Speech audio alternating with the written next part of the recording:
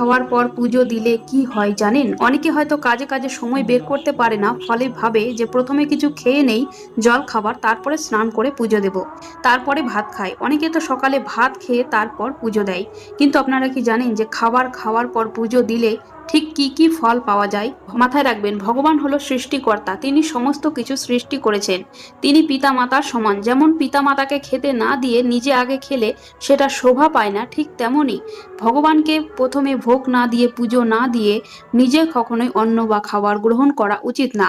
প্রথমে সকালবেলা কাজ কাম সেরে স্নান করে তবে পুজো দিয়ে ভগবানকে ভোগ লাগিয়ে সেই ভোগ যদি আপনারা খেতে পারেন বা সেই খাবার যদি আপনারা খেতে পারেন, তাহলে সেটি অমৃতের সমান হয়ে যায়। সেই খাবার খেলে আপনার রোগ ব্যাধি দিন দিন কমতে থাকবে এবং জীবনে সুখ শান্তি আর্থিক উন্নতি হবে। সাথে সাথে শত্রুরা দমন হবে। আপনারা বিশ্বাস যদি না হয় তাহলে লাগাতার 1 মাস এই নিয়মটি করে দেখুন। যেমন সকালবেলা আপনি নিজে খাবার